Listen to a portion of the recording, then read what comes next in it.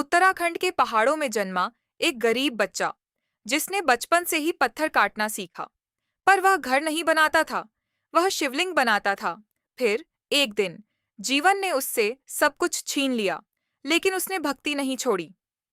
यह कहानी है दर्द से जन्मी आस्था की। नमस्कार मित्रों, देवभूमि भक्ति चैनल में आपका एक बार फिर से स्वागत है। उत्तराखंड के ऊंचे पहाड़ों के बीच एक छोटा सा गांव था। उसी गांव में एक गरीब परिवार में एक बच्चे ने जन्म लिया। माँ ने उसे पहली बार गोद में लिया तो उसकी आंखों में आंसू और होठों पर शिव का नाम था। पिता, जो पत्थर काटकर मकान बनाते थे, उन्होंने अपने खुरदरे हाथों से बच्चे के माथे को छुआ और धीमे से कहा, भोलेनाथ की कृपा है। माँ बाप दोनों शिव भक्त थे। उनके दिन की शुरुआत ओम नमः शिवाय से होती और रात भी उसी नाम पर टिकती। बच्चे के कानों में पहली लोरी शिव की ही थी। माँ जब चूल्हे पर रोटी सेंकती तो राख से तिलक बनाकर शिव का स्मरण करती। पिता पहाड़ों में पत्थर काटते हुए हथौड़े की हर चोट पर मन ही मन शिव को पुकारते। गरीबी उनके घर का स्थायी मेहमान थी, पर श्रद्धा ने उसे कभी भारी नहीं होने दिया। बच्चे का नाम उन्होंने रखा शिवांश, जैसे नाम में ही उसका भाग्य लिखा हो। गांव के मंदिर की घंटी की आवाज पर वह मुस्कुरा देता। ऐसा लगता जैसे उसे सब समझ आता हो। शिवांश का बचपन खिलौनों में नहीं, बल्कि पत्थरों, धूल और पसीने में खेला। माँ उसे गोद में लेकर मंदिर की सीढ़ियां चढ़ती और शिवलिंग पर जल चढ़ाते हुए कहती, बेटा, यही हमारा सहारा है। बच्चे की आंखें चमक उठतीं। शिवांश बड़ा होने लगा। स्कूल दूर था, किताबें महंगी थीं, पिता की कमाई इतनी नहीं थी कि दोनों काम चल सके। माँ ने एक दिन चुपचाप कहा, पढ़ाई रह जाए, पर पेट भरना जरूरी है। शिवांश ने सुना और कुछ नहीं बोला। वह पिता के साथ पहाड़ों पर जाने लगा। वहां पत्थरों की भाषा थी, कठोर, ठंडी, पर सच्ची। पिता उसे सिखाते कहाँ चोट करनी है, कैसे दरार पहचाननी है। शिवांश के छोटे हाथ हथौड़ा पकड़ते कांपते, पर आंखों में डर नहीं था। काम के बीच पिता शिव का नाम लेते, शिवांश भी दोहराता। धीरे धीरे उसके भीतर एक लय बस गई, हथौड़ा और मंत्र, चोट और ध्यान। एक दिन काम के बाद शिवांश ने एक पत्थर उठाया। बिना कुछ कहे उसने उसे तराशना शुरू किया। घंटों बाद उसमें एक छोटा सा शिवलिंग उभर आया। शिवांश के हाथों से बना वह छोटा सा शिवलिंग जब माँ ने देखा तो वह कुछ पल के लिए जैसे ठिठक गई। उसने शिवलिंग को धीरे धीरे उठाया, जैसे कोई माँ अपने नवजात शिशु को उठाती है। फिर उसने उसे अपने माथे से लगाया। उसकी आंखों से आंसू टपक पड़े। माँ ने शिवलिंग को मिट्टी के छोटे से चबूतरे पर रखा, उस पर थोड़ा जल डाला और घर की राख से तिलक किया। फिर शिवांश की ओर देखकर बोली, देख बेटा, हमारे पास सोना चांदी नहीं है, पर भोलेनाथ को इसकी जरूरत भी नहीं। उन्हें तो सिर्फ सच्चा मन चाहिए। शिवांश ने मासूमियत से पूछा, माँ, क्या भोलेनाथ हमें देखते हैं? माँ मुस्कुरा दी। उसने बेटे के सिर पर हाथ फेरा और बोली, जब तू पत्थर काटते हुए उनका नाम लेता है, तब वही तेरे हाथ बन जाते हैं। जब तुझे भूख लगती है और तू फिर भी किसी का बुरा नहीं सोचता, तब वही तेरा पेट भरते हैं। उस रात माँ ने उसे अपने पास सुलाया। पास में आग जल रही थी, बाहर सन्नाटा था और दूर मंदिर की घंटी कभी कभी हवा में घुल जाती थी। माँ ने धीरे धीरे शिव की कथाएं सुनानी शुरू की। कैसे भोलेनाथ गरीबों पर कृपा करते हैं, कैसे उन्होंने विष पीकर संसार को बचाया। बेटा, माँ बोली, शिव का रास्ता आसान नहीं होता। इसमें दिखावा नहीं, सहन करना होता है। जैसे तेरे पिता पत्थर काटते हैं, चोट खाकर भी मुस्कुराते हैं, वैसे ही शिव भक्त जीवन की चोटें सहता है। शिवांश की आंखें बंद हो रही थीं, पर हर शब्द उसके भीतर उतर रहा था। माँ ने आगे कहा, अगर कभी जीवन में अंधेरा आए तो मंदिर ढूंढने मत जाना, अपनी सांस में शिव को ढूंढना, पत्थर में शिव को महसूस करना। अगली सुबह माँ उसे गांव के मंदिर ले गई। उसने शिवलिंग पर जल चढ़ाया और कहा, याद रखना बेटा, शिव को पाने के लिए दिल साफ होना चाहिए। उस दिन के बाद शिवांश के लिए पत्थर सिर्फ रोजगार नहीं रहे, वे उसके गुरु बन गए। हर पत्थर में उसे माँ की आवाज सुनाई देती, धैर्य रख, प्रेम रख और शिव को कभी मत छोड़ना। शिवांश के हाथों से बने शिवलिंग की खबर धीरे धीरे पूरे गांव में फैलने लगी। किसी ने कहा, मिस्त्री का छौरा है, पत्थर से खेलता रहता है। किसी ने हंसकर कहा, गरीब के बच्चे को और क्या सूझेगा। लेकिन कुछ निगाहें ऐसी भी थीं जो ठहर गईं, जिनमें जिज्ञासा थी, सम्मान था। सुबह सुबह जब शिवांश पिता के साथ काम पर जाने निकलता, तो रास्ते में लोग उसे ध्यान से देखते। उसकी उम्र के बच्चे स्कूल जाते थे, हाथ में किताबें होतीं, पर शिवांश के हाथ में हथौड़ा और छेनी होती। फिर भी उसके चेहरे पर कोई शिकायत नहीं थी। वह चलते चलते मन ही मन ओम नमः शिवाय जपता रहता। एक दिन गांव के मंदिर के बाहर कुछ लोग जमा थे। किसी ने सुना था कि वही बच्चा शिवलिंग बनाता है। शिवांश डरता हुआ मंदिर के कोने में खड़ा हो गया। लोगों की निगाहें उस पर टिक गईं। कोई उसकी गरीबी देख रहा था, कोई उसके मैले कपड़े, तो कोई उसकी आंखों की शांति। एक अधेड़ उम्र की औरत ने धीरे से पूछा, बेटा, क्या तूने सच में ये शिवलिंग बनाया है? शिवांश ने सिर झुका लिया। उसने हाँ नहीं कहा, पर ना भी नहीं। उसकी चुप्पी ही उसका उत्तर थी। गांव का एक युवक हंस पड़ा। अरे, पत्थर काटना तो उसके बाप का काम है, इसमें कौन सी बड़ी बात है? उसकी हंसी में तंज था। शिवांश की उंगलियां कस गईं, पर उसने कुछ नहीं कहा। उसे माँ की सीख याद आ गई। शिव का रास्ता मौन का होता है। उसी भीड़ में एक बाबा खड़े थे, जिनकी कमर झुकी हुई थी, पर आंखें तेज थीं। उन्होंने शिवलिंग को देखा, फिर शिवांश को। बोले, पत्थर सब काटते हैं, पर भाव कोई कोई ही तराश पाता है। भीड़ एक पल को चुप हो गई। उस दिन के बाद गांव की नजर बदलने लगी। लोग जब भी शिवांश को पत्थर तराशते देखते, तो रुक जाते। कोई चुपचाप हाथ जोड़ लेता, कोई मन ही मन कुछ मांग लेता। शिवांश को यह सब समझ नहीं आता था। वह बस अपना काम करता और शिव को याद करता। एक शाम मंदिर की घंटी बज रही थी। शिवांश ने देखा कि गांव के कई लोग उसी शिवलिंग के सामने सिर झुकाए खड़े हैं, जिसे उसने अनजाने में तराशा था। उसके मन में न गर्व आया न खुशी, बस एक अजीब सी शांति उतर आई। उस रात माँ ने कहा, बेटा, अब लोग तुझे देख रहे हैं, पर याद रखना, नजरें बदलती रहती है, शिव नहीं बदलते। शिवांश ने सिर हिलाया। वह समझ गया कि गांव की नजर भले उस पर टिक गई हो, पर उसका रास्ता वहीं रहेगा। पत्थर, श्रम और भोलेनाथ। जिस पहाड़ ने शिवांश के पिता को रोजी दी थी, उसी पहाड़ से एक दिन विपत्ति उतर आई। वह दिन सामान्य ही शुरू हुआ था। सुबह की ठंडी हवा, माँ का दिया हुआ सूखा भोजन और पिता के साथ काम पर निकलता शिवांश। पहाड़ शांत दिख रहा था, जैसे कुछ होने ही वाला ना हो। पिता ऊंचाई पर पत्थर काट रहे थे। शिवांश नीचे छोटे पत्थर छांट रहा था। अचानक जमीन के भीतर से एक गहरी सी आवाज आई, जैसे पहाड़ ने करवट बदली हो। इससे पहले कि कोई कुछ समझ पाता, ऊपर से पत्थर खिसकने लगे। धूल का गुब्बार उठा, हवा कांप गई। भाग शिवांश! पिता की आवाज आई। शिवांश दौड़ा, पर एक पत्थर पिता के पैरों के पास आ गिरा। सब कुछ कुछ पलों में हो गया। जब धूल बैठी, तो पिता जमीन पर पड़े थे। उनका पैर बुरी तरह घायल था। गांव वाले भागकर आए। किसी ने कपड़ा बांधा, किसी ने सहारा दिया। शिवांश पत्थर सा खड़ा रह गया। उसने पहली बार अपने पिता को दर्द से कराहते देखा। उस कराह में हथौड़े की आवाज नहीं थी, बल्कि टूटे हुए हौसले की गूंज थी। पिता को घर लाया गया। काम छूट गया। घर में चूल्हा जलना मुश्किल होने लगा। माँ रात में चुपचाप रोती, ताकि बेटा न देखे। शिवांश सब देखता था, पर कुछ कहता नहीं था। एक शाम माँ ने कहा, बेटा, शायद भोलेनाथ हमें परख रहे हैं। उसकी आवाज कांप रही थी।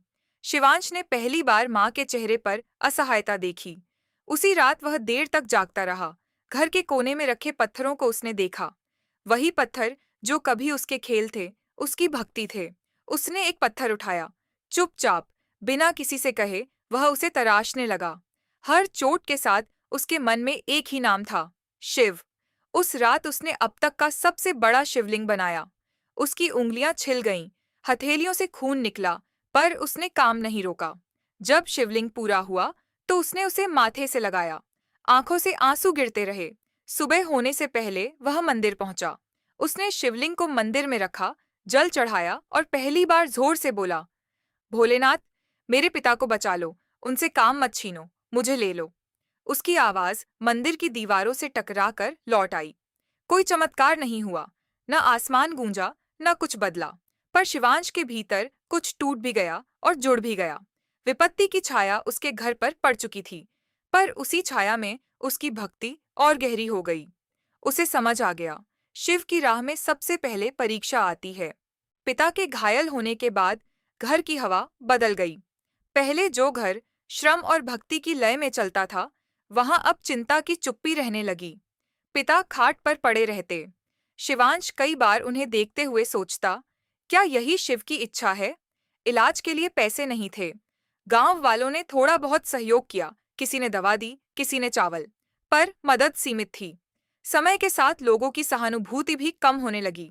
पहाड़ों में हर किसी के अपने दुख होते हैं। माँ रोज सुबह उठकर शिवलिंग के सामने दीपक जलाती और कहती, भोलेनाथ, हमें शक्ति देना। शिवांश यह सब देखता और भीतर ही भीतर कुछ भारी होता जाता। अब पत्थर काटने का काम पूरी तरह शिवांश के कंधों पर आ गया। उसकी उम्र छोटी थी, पर जिम्मेदारी बड़ी। वह सुबह पिता के लिए पानी लाता, माँ के साथ घर का काम करता और फिर अकेले पहाड़ की ओर निकल जाता। हथौड़ा उठाते समय उसके हाथ कांपते, पर मन नहीं। कई बार पत्थर नहीं टूटता था। हथौड़े की चोटें व्यर्थ जाती। तब शिवांश के मन में सवाल उठते, अगर मैं शिव का भक्त हूं, तो राह इतनी कठिन क्यों है? फिर उसे माँ की बात याद आती। शिव का रास्ता सहन का होता है। एक दिन पहाड़ पर काम करते करते वह थक कर बैठ गया। आंखों से आंसू बह निकले।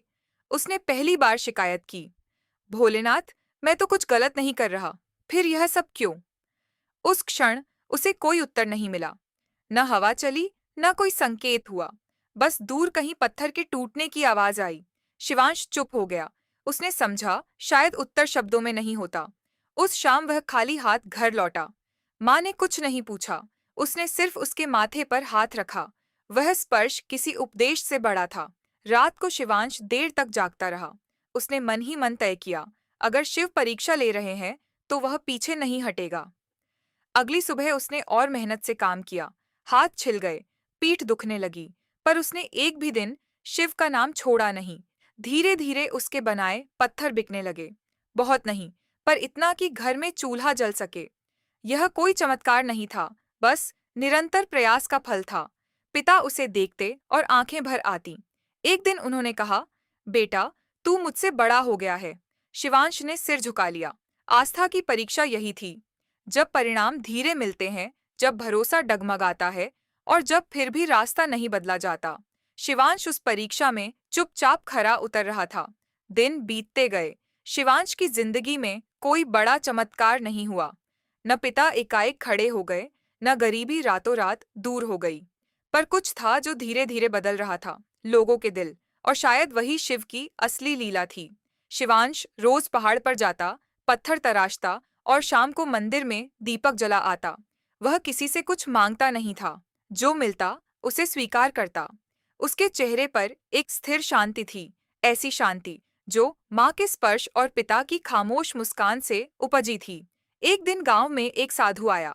उसके कपड़े साधारण थे, पैरों में जूते नहीं और आंखों में अजीब सी गहराई। वह मंदिर के बाहर बैठ गया। लोग उसे साधु मानकर प्रणाम करने लगे, पर उसने किसी से कुछ नहीं कहा। उसकी नजर बस शिवलिंग पर टिकी रही, उसी शिवलिंग पर जिसे कभी एक बच्चे ने बिना जाने तराश दिया था। साधु ने शिवांश को पास बुलाया। उसकी आवाज कठोर नहीं थी, पर सीधी थी। बेटा, यह शिवलिंग तूने क्यों बनाया? शिवांश ने सिर झुका लिया। बोला, मुझे नहीं पता, हाथ अपने आप चल गए। साधु मुस्कुराया। यही भक्ति है, जहां अहंकार नहीं, वहां शिव है।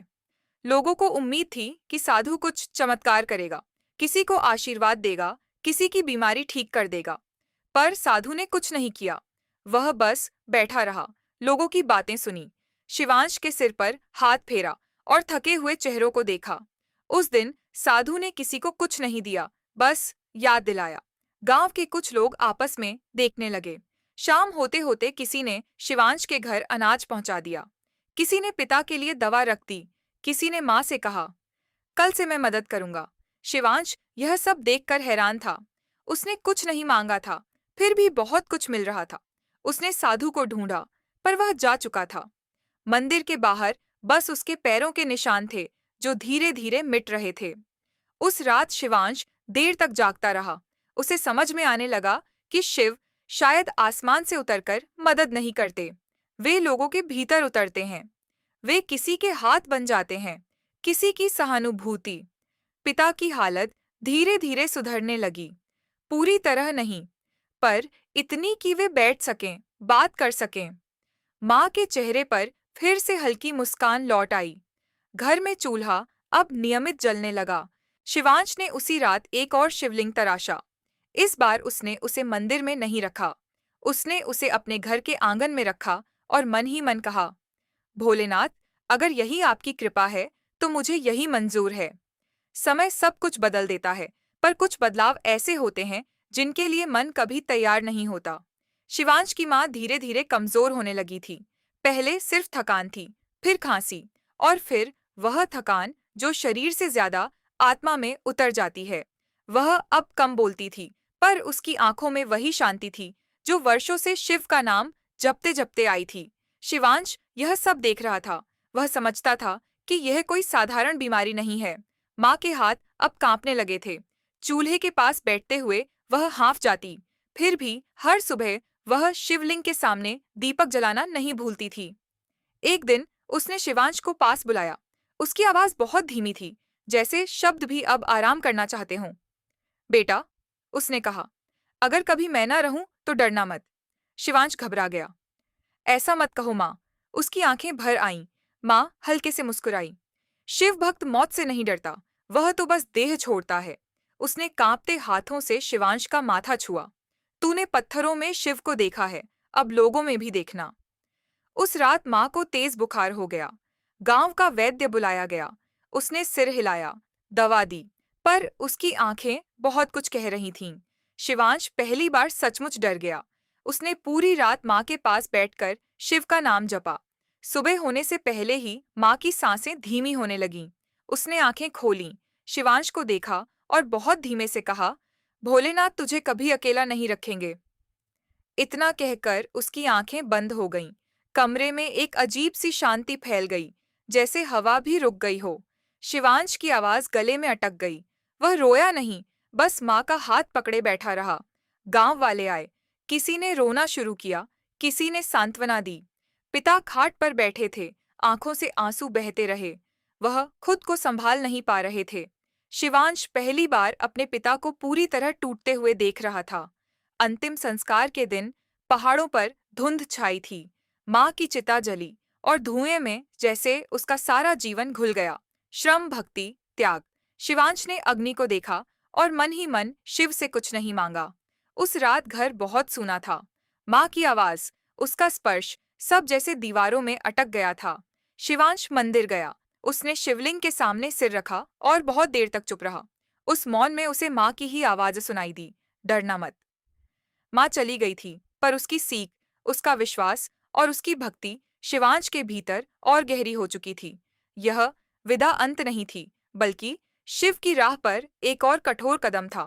पिता चुपचाप रहने लगे थे। उनकी आंखें ज्यादातर जमीन पर टिकी रहतीं। कभी कभी वे शिवांश को देखते, जैसे कुछ कहना चाहते हों, पर शब्द नहीं मिलते। शिवांश समझ गया था, अब उसे ही सहारा बनना है। वह रोज तड़के उठता, माँ की तरह दीपक जलाता, शिवलिंग पर जल चढ़ाता और बहुत देर तक मौन में बैठा रहता। पहले वह शिव से बात करता था, अब वह बस सुनता था। काम कठिन हो गया था। माँ के बिना घर चलाना, पिता की देखभाल और रोजी, सब एक साथ। कई बार थकान से शरीर जवाब दे देता, पर मन नहीं। वह पत्थर उठाता और माँ की सीख याद करता, धैर्य रख, प्रेम रख। एक दिन उसने पहाड़ के किनारे एक टूटा हुआ पत्थर देखा। लोग उसे बेकार समझकर छोड़ देते थे। शिवांश ने उसे उठाया। उसने घंटों मेहनत की। जब पत्थर तराशा गया तो उसमें एक शांत शिवलिंग उभर आया, बिना अलंकार, बिना आकार की भव्यता। उस शिवलिंग को उसने गांव के रास्ते के पास रख दिया, जहां से लोग रोज गुजरते थे। कोई बोर्ड नहीं, कोई नाम नहीं, बस एक पत्थर और एक भावना। धीरे धीरे लोग वहां रुकने लगे। कोई पानी चढ़ा देता, कोई सिर झुका देता। किसी ने कहा, यह शिवलिंग अजीब सुकून देता है। शिवांश दूर से देखता और कुछ नहीं कहता। पिता ने एक दिन कहा, बेटा, तेरी माँ तुझमें ही जी रही है। यह सुनकर शिवांश की आंखें भर आईं, पर वह रोया नहीं। अब शिव उसके लिए मंदिर तक सीमित नहीं रहे थे। वे उसके श्रम में थे, उसकी चुप्पी में थे, उसकी जिम्मेदारी में थे। जब कोई मदद करता, उसे शिव का हाथ लगता। जब कोई दर्द देता, उसे शिव की परीक्षा।